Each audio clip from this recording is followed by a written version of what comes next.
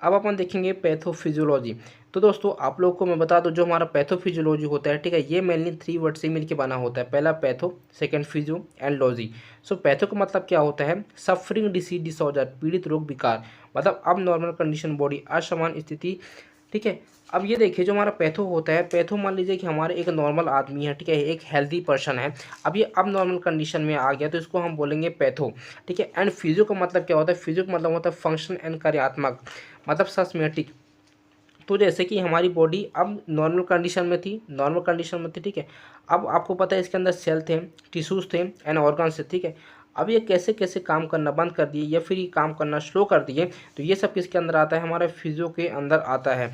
अब उसके बाद होता है लॉजी। लॉजी का मतलब होता है स्टडी, मतलब अध्ययन, डीप एनालाइज, गहराई से विश्लेषण, ठीक है। अब हम लॉजी के अंदर क्या करते हैं? अध्ययन करते हैं, ठीक है, एनालाइज करते हैं कि आखिरकार जैसे कि हमारी जो बॉडी थी पहले यहाँ थी, यहाँ से यहाँ कैसे आ गई, मतलब वायरस आया तो आया कैसे, ठीक है, किस कारण से आया, उसका जो हमारे सेल थे, टिश्यूज थे, ठीक है, ये कैसे डैमेज हुआ और कितने टाइम से डैमेज हो रहे हैं, हमारे ऑर्गन्स वगैरह कैसे काम करना बंद कर रहे हैं। तो ये सब हम किसके अंदर पढ़ते हैं? फिर हमारे आती है लॉजी। लॉजी क्या करती है? लॉजी हमको ये सब के अध्ययन करके बताती है कि मतलब हमारा वायरस यहाँ से यहाँ आया, इस कारण से आया, आपकी बॉडी की ये चीज़ें डैमेज हैं, ठीक है, ये काम करना बंद कर दी हैं, ये फिर ये थोड़ा स्लो स्लो काम कर रहे हैं, फिर हमारी बॉडी यहाँ तक आई। तो ये सब किसके अंदर पढ़ते हैं? पैथोफिजियोलॉजी के ही अंदर हम पढ़ते हैं कि आखिरकार हमारे साथ हुआ तो हुआ ऐसा क्यों। फिर it is the functional study of disease, यह रोगों का कार्यात्मक अध्ययन भी है, ठीक है। जैसे मैं आपको बताया, जैसे कि हमको कोई अगर रोग वगैरह होता है, हमको कोई डिसीज वगैरह होता है, तो इसके अंदर हम अध्ययन भी करते हैं। फिर it involve the study of, ठीक है, इसके अंदर क्या क्या इन्वॉल्व हो सकते हैं, ठीक है, इसके अंदर क्या क्या हम स्टडी करते हैं। सो पहला होता है कॉसेस ऑफ डिसीज, फिर सिंग एंड सिम्टम्स, फिर changes occurred in body, biological changes, functional changes, complication, diagnosis and treatment, ठीक है। रोग के कारण कि आखिरकार ये किस कारण से हमको रोग आया, ठीक है, किस कारण से हमको ये डिसीज़ देखने को मिलता है। उसके बाद जब डिसीज़ होगा, ठीक है, जब हमको रोग देखने को मिलेगा, उसके बाद हमको इसमें संकेत भी देखने को मिलेगा, संकेत और उसके लक्षण, कि इसके लक्षण क्या है, ठीक है। फिर उसके बाद क्या होती है? शरीर में जैविक परिवर्तन, हमारी बॉडी के अंदर क्या बायोलॉजिकल चेंजेस देखने को मिलता है। फिर उसके बाद होता है जटिलताओं का निदान और उपचार, ठीक है, मतलब जब कॉम्प्लिकेशन, डायग्नोसिस एंड ट्रीटमेंट, मतलब इसमें क्या होता है? जब जटिलताओं, मतलब जब ज़्यादा हमको बीमार पड़ जाते हैं, ठीक है, उसका निदान क्या है, उसका उपचार क्या किया जा सकता है, ठीक है। तो ये सब हम पैथोफिजियोलॉजी के अंदर पढ़ते हैं। और उसकी कार्य परिवर्तन, ठीक है, उसमें हम जैसे कि फंक्शनल चेंजेस, उसमें क्या क्या हम देखने को मिलता है और ये क्या क्या उसमें अध्ययन कर सकते हैं। उसके बाद अपन देखेंगे सम बेसिक टर्मिनोलॉजी, कुछ बुनियादी शब्दावली, ठीक है। पहला होता है disease. So it is the abnormal condition of body, बीमारी यह शरीर की असमानता स्थिति है, ठीक है। जो हमारा डिसीज़ होता है इसको हम बीमारी बोलते हैं।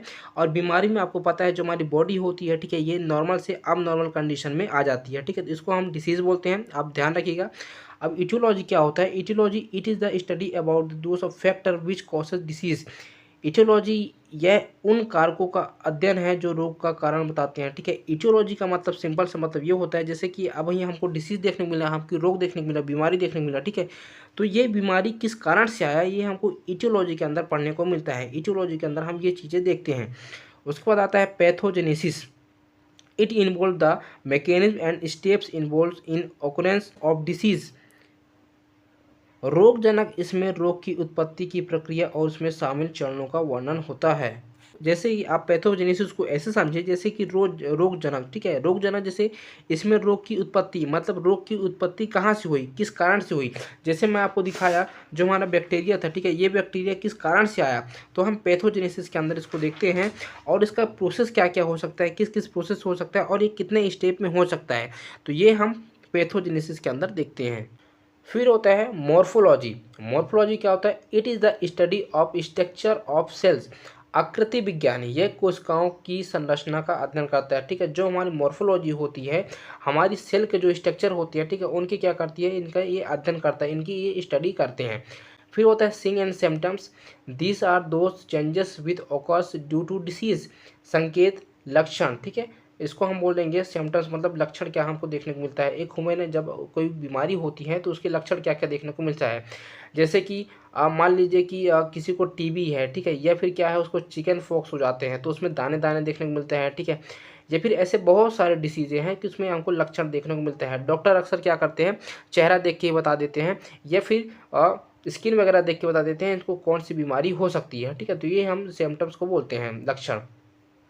ये वे परिवर्तन है जो रोग के कारण होते हैं। तो ये था दोस्तों हमारा सिंपल इंट्रोडक्शन पैथोफिजियोलॉजी का। इसके आगे से हम कंटिन्यू करेंगे, ठीक है। तो आप चैनल को सब्सक्राइब एंड लाइक ज़रूर कर लें, जिससे हमारी अगली जो वीडियो आएगी आप तक जरूर पहुंच जाए।